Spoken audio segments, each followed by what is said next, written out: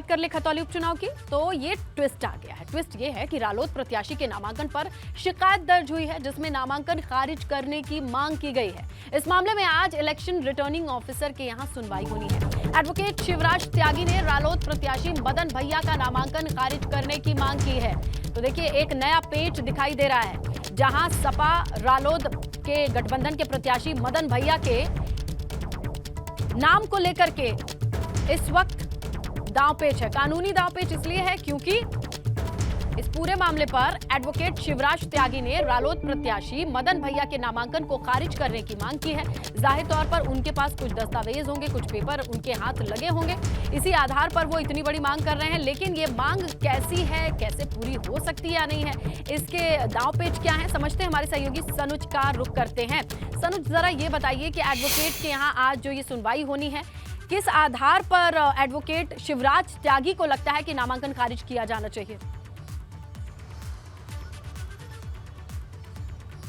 देखिए, खतौली की रणभूमि में सियासी दांवपेच तो चल रहे हैं, लेकिन कानूनी दांवपेच भी आ गए हैं। जो एडवोकेट हैं और बीजेपी के नेता हैं शिवराज त्यागी, जिन्होंने ये शिकायत की है, उनका ये कहना है कि जो मदन भैया ने जो शपथ पत्र दिया है, उस शपथ पत्र में कई त्रुटियां हैं और कई जो मेन खास बिंदु थे उनको छिपाया गया है। देखिए, प्रारूप 26 का जो नियम 4K है, वो 4K में जो नोटरी कराई गई, उस नोटरी पर उन्होंने सवाल खड़े किए हैं। उनका ये कहना है कि जो तमाम पेज हैं उन पर किसी पर ना तो तारीख डाली गई है और सिर्फ अंतिम पेज पर तारीख डाली गई है, और जो प्रारूप 26 है, उस प्रारूप 26 में जब कॉलम बंद होने के बाद जो छोटी मोहर है वो लगाई जाती है, तो वो मोहर भी नहीं लगाई गई है। जो आपराधिक इतिहास की बात हो या संपत्ति के ब्यौरे की बात हो, उसको भी पूरी तरीके से नहीं दिया गया। इस तरह के जो तमाम आरोप हैं वो एडवोकेट और बीजेपी नेता शिवराज त्यागी ने लगाए हैं, और इसी को लेकर उन्होंने जो रिटर्निंग ऑफिसर हैं जीत सिंह राय के यहाँ पर उन्होंने शिकायत की है, और जो राष्ट्रीय लोकदल के प्रत्याशी हैं मदन भैया, उनका पर्चा निरस्त करने की मांग की है। देखिए, सियासी तापमान बढ़ा हुआ है, बीजेपी की बात हो या राष्ट्रीय लोकदल समाजवादी पार्टी गठबंधन प्रत्याशी की बात हो, दोनों ने चुनावी अभियान को लेकर ताकत झोंक रखी है। लेकिन अचानक से ये कि मदन भैया का पर्चा निरस्त कर दिया जाए, उनके पर्चे में तमाम खामियां हैं, रिटर्निंग ऑफिसर से शिकायत, तो आज का दिन खतौली के लिए कहीं ना कहीं अहम है। सबकी नजरें टिकी हुई हैं। अब रिटर्निंग ऑफिसर ने दोनों पक्षों को बुलाया, दोनों पक्ष अपना अपना पक्ष रखेंगे।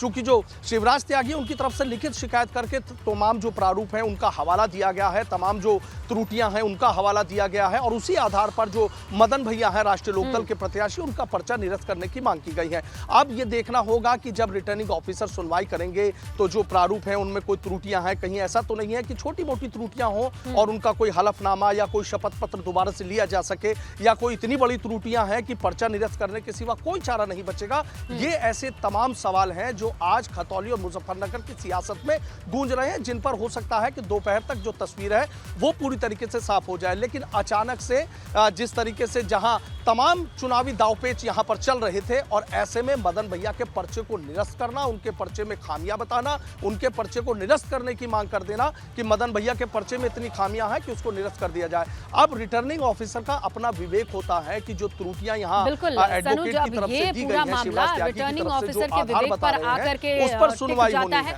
क्योंकि मदन भैया पहले भी चुनाव लड़ चुके हैं, और अब इस उपचुनाव में उनके पर्चे में जिस तरीके की खामियों का जिक्र किया गया है, क्या वो छोटी मोटी त्रुटि है या फिर बड़ी, ये समझना बहुत जरूरी हो जाएगा। तो हमारे 3 सहयोगियों के इस कैमरे से आपने ये देखा, और ये जो जानकारी आ रही है कि तीनों ही सीट पर सियासी पारा काफी हाई है, और आज के दिन भी तीनों ही सीटों पर काफी हलचल रहने वाली है, और इन सभी हलचलों से हम आपको रूबरू कराएंगे, चाहे रामपुर की बात कर ले, चाहे मैनपुरी की बात कर ले, चाहे खतौली की।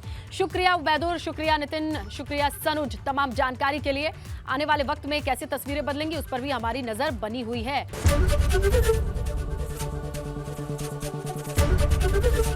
एबीपी गंगा, खबर आपकी, जुबान आपकी।